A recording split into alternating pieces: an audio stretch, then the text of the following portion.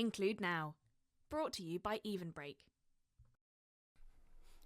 Hello and welcome to another episode of Include Now. I'm your host, Adam Hyland. I'm really excited about this episode today because I'll be talking to our guest who has been heavily involved in what has been not just the UK but a global movement which really has shifted the dial when it comes to inclusion. So, today's guest, I'm pleased to say, is Paul White from the Hidden Disabilities Sunflower. Welcome, Paul. Really great to have you here. Thank you for inviting me, Adam. As I say, my name is Paul White. My pronouns are he and him. I am a white male with short, rapidly greying hair. It will probably go greyer all the way through this actual podcast, of which my barber told me it's a skin fade, but that's only because he can charge me 25 quid for a haircut. It's short back and sides. I'm wearing a light blue t-shirt, and most importantly, I'm wearing a I Support the Hidden Disabilities Sunflower pin badge. Indeed. Thank you so much, Prof. So, what I'd love to know is what your current role is, how you got into this sector in the first place. So my role at the Sunflower is I'm the CEO, and the Sunflower is a global organisation. We started in very humble surroundings, if you like, within Gatwick Airport, was where it first was created, and the Sunflower really now has exploded and grown all across the globe. So we have offices all over the world, from the Australias to across in Europe, in the Middle East. We are soon to open in Asia, in the Americas, in Latin America. So the Sunflower really has gone far and wide. My journey here kind of started in the way that originally I owned a printing company, a printing and merchandise company, and that's really where the relationship started. We had the merchandise contract for Gatwick, and Gatwick Airport came to me and my team and said, whilst we could support people with visible disabilities because we can see them, what about people with non-visible disabilities? And we took it away and we played around, and we came back with the symbol as a sunflower as a way to identify people with non-visible disabilities. And it was instantly successful, both with the passengers and also the staff. And it just kind of grew from there, really. And you only go to an airport for one reason, right? Because to travel. So as other airports began to see people wearing the sunflower, it really kind of just grew. So it grew from a very, very simple idea with Gatwick to really to become the international symbol for non-visible disabilities. Yeah, I what was amazing is on my travels here, I actually went past a van, and on that work van, it had this big We Support Sunflower. Love it. And just to see that impact and to see all the organisations really promoting it's phenomenal. Yeah, we work with organisations across the globe for representation. If we say it a lot of the Sunflowers, if businesses don't support the Sunflower, then you're just wearing a flowery necklace. The value of it is through the organisations, the businesses, the locations wanting to support its disabled customers and colleagues, and using the Sunflower as that tool. So representation for us is key, and we really encourage organisations to really make as much of a impact as they possibly can through using the symbol and using the image. Phenomenal, thank you. So, as you know, one of our features of the podcast is 3 questions in 3 minutes, so we can get to know you a bit more. And the first question is, tell us about something you're reading or watching at the moment. Well, I'm not a huge reader, and I don't watch a huge amount of TV, believe it or not. I kind of my day starts quite early because of we work with sunflower organisations all over the globe. So by the time my day ends, I'm kind of just absolutely just spent. So I watch a lot of sport. I watch a lot of football. right? And I know that you're a Man United supporter because I heard that on one of the other podcasts. So I support Spurs. So that's the way we roll. But I am watching Yellowstone, which is really cool. So Yellowstone is one thing I am currently watching. So there's a cowboy in me somewhere. Indeed. And we won't mention the result in the Europa final. Well, we can, but we'll mention it later, shall we? Okay. Save that one later. Amazing. So the next question is, who inspires you, and do you have a favourite quote? Well, who inspires me is, I've thought about this a lot, but what inspires me for the sunflower is the sunflower community. It's the sunflower community that inspire us to do better, to deliver the sunflower in a way that really supports the disabled communities.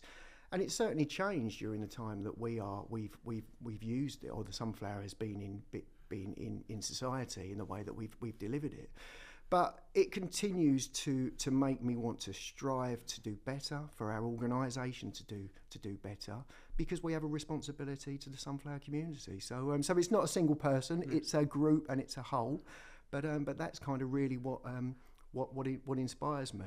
And in regards to quotes, I'm quite a big one for quotes, and I like learning new quotes. But the one I've hooked onto recently is, "Society grows stronger by old men that plant trees whose shade they will never sit under." So I don't know who said that, but because it was said by a Greek philosopher. But for me, that kind of is how the sunflower is kind of working in different countries. Whereas in certain parts around the world, disability isn't viewed in the same way it is viewed in the UK. And the sunflower is being used as that mechanism in certain places to start the conversations about disability and to normalise disability in those societies. So I kind of weave that into it, the fact that we are planting those trees. We may not see the fruits of our labour, but hopefully at some stage that country will start on that journey to support its disabled community. Amazing, thank you for sharing that. And then the final question is always left by the previous guest. So the final question is, what is the most important lesson that you have learned on your journey? Well, personally, the most important part of my journey in regards to the sunflower really is obviously be humble. Be humble in how we deliver the sunflower. Listen to the disabled community. Listen to the sunflower community, and deliver the sunflower in a way that really represents its communities. And certainly for me, I'm going to guess the main lesson that I learned from when I started with the sunflower is, do not judge a book by its cover. And do not judge people just because you see somebody and they look fine or whatever it looks like. There's so much more going on behind that person's eyes that you cannot see. So really, I try and live by those rules of to stay humble, and then just to not, and really just try to remove bias and not to judge. Amazing. Thank you for sharing those answers. So I'm really keen to get to know or understand more about his industry, some about journey and your journey in a bit more detail. What inspires the creation of industry lumber, and how has it evolved since? Because I think it's been 9 years now. Yep, 2006. It started in 2016 in the way that I described earlier with the airport. And the truth is, when we first started the Sunflower, for me and the organisation that I owned, which was a printing company, it really was just about selling merchandise. Is the truth. It was just about selling merchandise. I thought I was going to go and live on a yacht somewhere in the south of France and live out my days ever so happy. But what happened was I started to receive messages from people about how the Sunflower changed their lives, how something that I'd been part of had given people confidence to go out and do things that they necessarily wouldn't do before, and allowed people to be independent. And that really affected me as a person. And I thought, you know what, this has got more than me just flogging a load of merchandise. This can be my opportunity to do something for good for society. And so I did a complete 180 in regards to how the sunflower was being delivered. I surrounded myself with people who had experience in regards to delivering a brand and working alongside the disabled communities. And in 2019, we created the Hidden Disability Sunflower Scheme. And we do just have one simple goal, which is just to improve everyday experiences for people with non-visible disabilities. And everything we do is we hopefully take a step closer towards that goal. So that really was my journey in it. It was started in just these simple surroundings where it was just selling a piece of a lanyard or a pin badge of the sunflower, and it's now being used in so many different ways across the globe, just to demonstrate the value of representation. I have to understand that realisation that you shared in terms of, at the time it was just, that's nice, but actually, it's gone to be a symbol where a lot of people feel safer and more confident to bring the parts that they want to bring to society. That's amazing. Yeah, absolutely. I mean, the sunflower is about what you can do. The sunflower is about creating an environment where you can feel confident to go out and visit or use that organisation's facilities, because you can be safe in the knowledge that organisation gets it, and it's a way that organisation can demonstrate that they are accessible to the disabled communities. And it doesn't have to be complicated. These things don't have to be really complicated. They just need, the organisation can use the sunflower in the way just to start that conversation, but in a positive way. And it can really, as I say, demonstrate to the disabled communities that organisation is worthy of you visiting that location. So it's a win-win. It's an absolute win-win, is what we see. Yeah. So, I think one thing that we're really aware of is that an international symbol for the disabled community for many, many years has been a stick person in a wheelchair.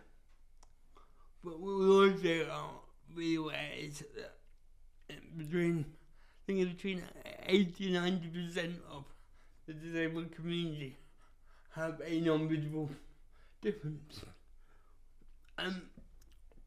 What are some of the common misconceptions that you frequently encounter around hidden differences? Well, the most common one, obviously, is if you can't see it, you haven't got it, is the most common misconception. And what you're alluding to there is only 7% of the disabled communities are wheelchair users. And when a disabled person walks out the disabled toilets, the expectation, because of the symbol, is that person is going to be in a wheelchair, or they're going to have some kind of visible disability. And when they're not, questions are sometimes asked.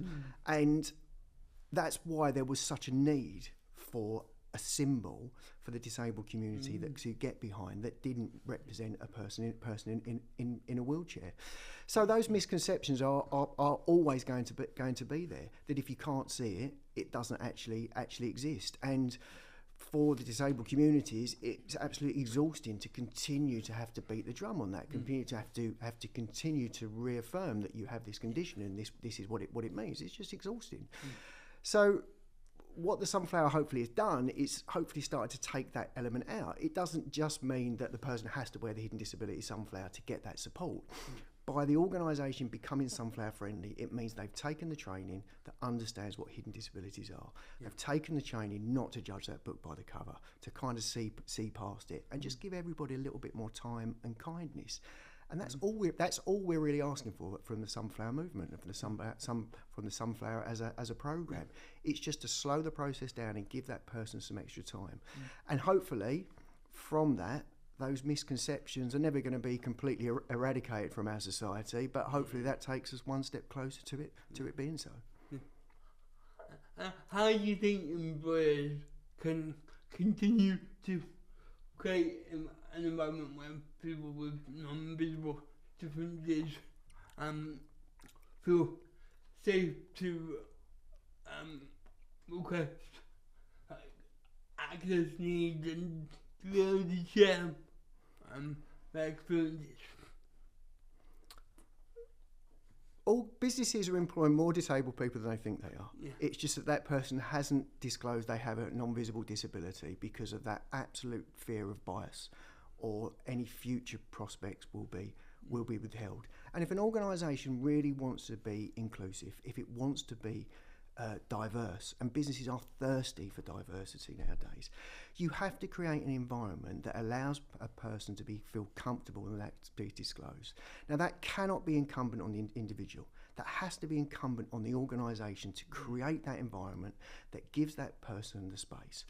And once you give that person the space and allow them to disclose, make those reasonable adjustments. And we're not asking to move the building 6 foot to the left. We're just talking about making very, very reasonable adjustments or workplace adjustments that allows that person to thrive.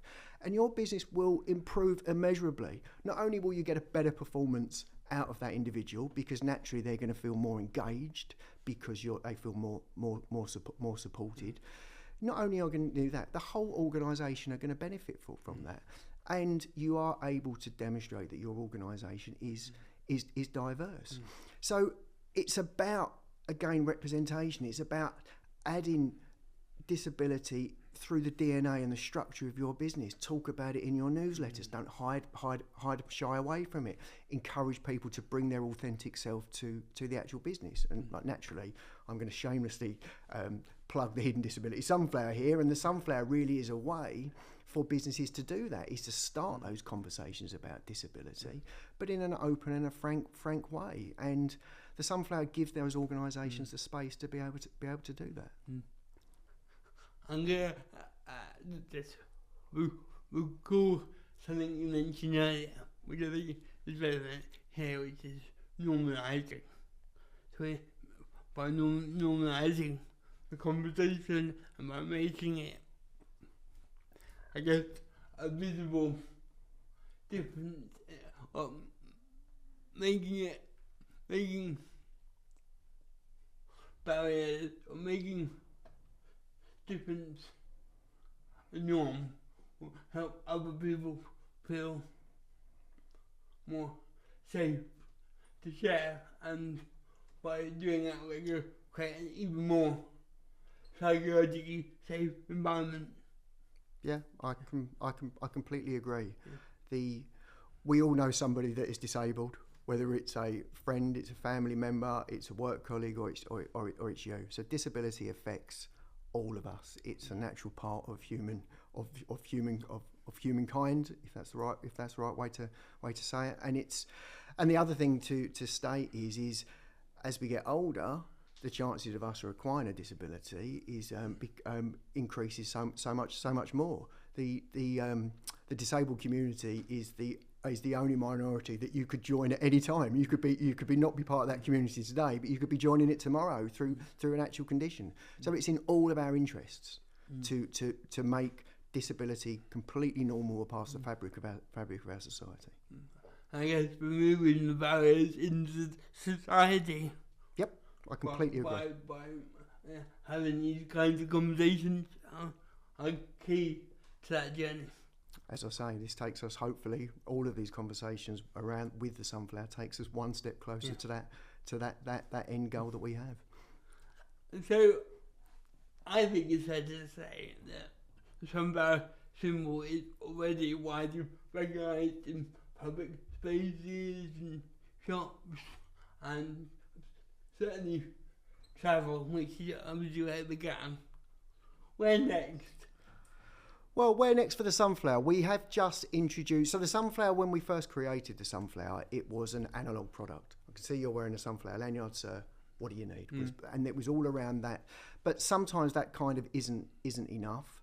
And we have, when we was at NAIDEX earlier this year, we introduced Sunflower Extra, which is a NFC card. So an NFC card basically means you can load all of your data onto the actual card.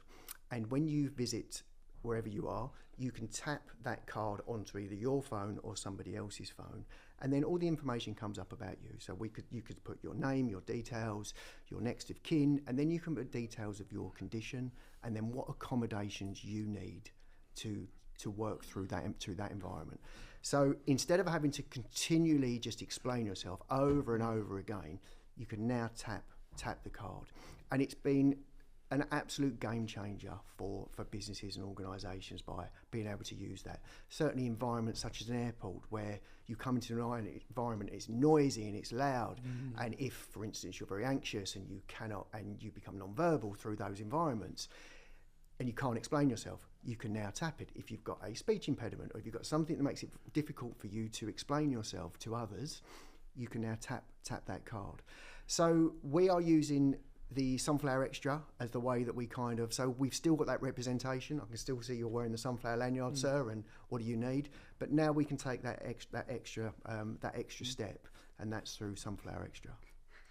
I love innovation around sharing access needs. I'm going to hit my include button. Yes, inclusion. Yeah, we roll. Brilliant. So, can you share a success story where the Sunflower initiative has made a tangible difference to somebody's life?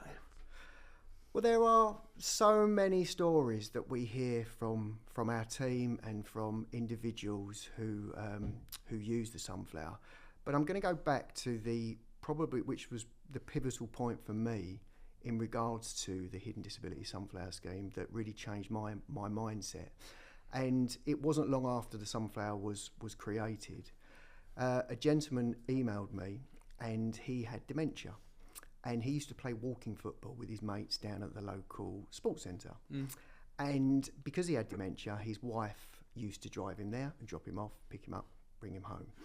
But the bus company joined the Sunflower. And because the bus company joined the Sunflower, he could get the bus on his own there and back. And he emailed me and said to me I'd given him his life back, because for the first time since his diagnosis, he had his independence. And that really affected me. And that was really the pivotal point for me. That was when the penny dropped in my brain and thought, come on, this is worth more to society, as I was saying. So that's just an example of just that one person that the Sunflower has had an effect on. And as I say, we hear so many stories from people who have where the Sunflower has had a similar effect on them. Has impact like that. Amazing. So, what would you say to leaders who think hidden or non-visible differences are a priority? Well, in the disabled community in the UK, 1 in 5 of us has some form of disability, and 80% of those disabilities are not visible. So just in the UK, that's over 12 million people. Globally, it's 1 billion people. So for businesses to ignore their disabled communities, you are ignoring a huge segment of society, whether that's you're ignoring them for your own colleagues, whether you're not supporting your own colleagues, or you're not attracting the talent that would be coming into your business to work, or you're neglecting your customer base. We work a lot with Purple Tuesday, and Purple Tuesday have really opened up my eyes on the Purple Pound, which is the spend of the disabled community in the UK. And that spend is £274 billion. And if a business ignores that £274 billion, well, more fool them. So there's such a benefit in creating an accessible environment. And for business leaders, you can support your colleagues, because within your organisations, as I've said, you're employing more disabled people than you think they are. Allow them to bring their authentic self to work, because you will get such a higher improved performance from that person. And then support your disabled customers. Create an accessible environment. Turn down the lights if that's needed. Turn down the music. Create that space and that environment, and disabled people will come in and shop. And then you can have access to that £274 billion. So ignore that at your peril, is what I say. I guess on top of that, you have the kind of understanding that on the flip side, I guess, is that if you have people in your organisation who are representative of the community that you're serving, more people are going to want to go there to shop and buy services because they want to feel like they're interacting with organisations that represent them. So seeing staff,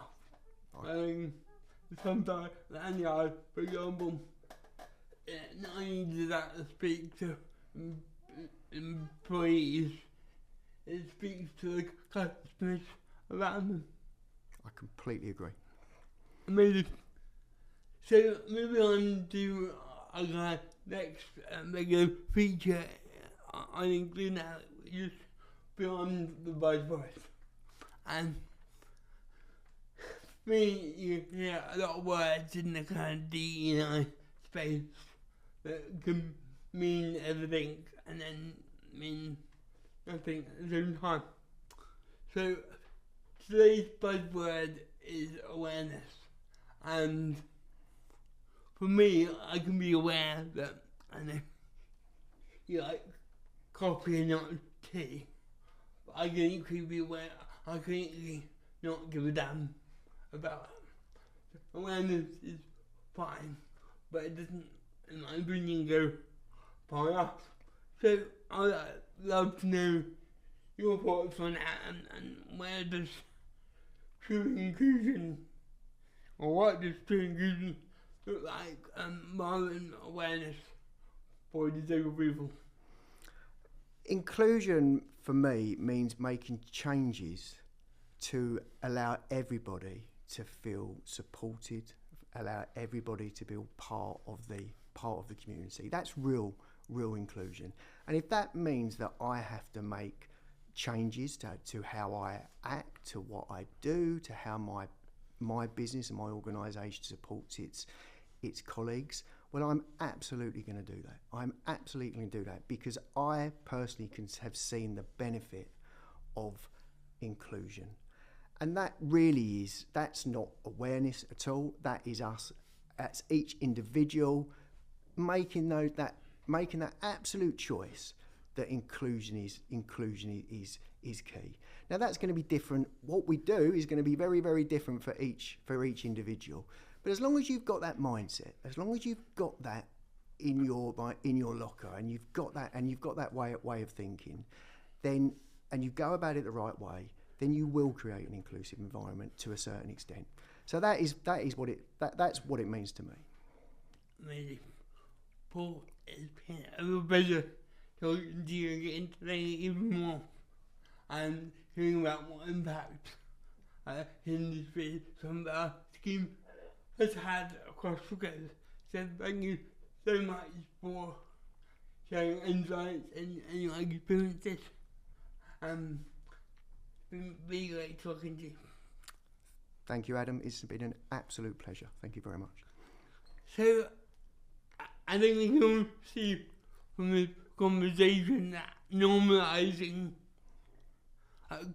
conversation about differences, hidden differences in particular, are key to creating more inclusive workplaces, key to unlocking more business for organisations, and clearly the industry Sunbelt scheme has really shifted that dial. So by all means, go and find out more on the website. Okay, that is it from me and this episode. As always, if you like what you see, please subscribe, like and comment. Don't forget to also tune in to our afterparty, where the King of Community Corner and the dance floor. Josh Lights will be chatting with Paul and myself. And in the meantime, enjoy now. The Sunflower Conversations is a space where the disabled community share their lived experiences of non-visible disabilities. It's a platform that encourages learning, empathy and understanding, so that as a society we can all become allies to support individuals who choose to wear the hidden disability sunflower. We'll also be chatting to charities and healthcare experts, so tune in and listen to the Sunflower Conversations.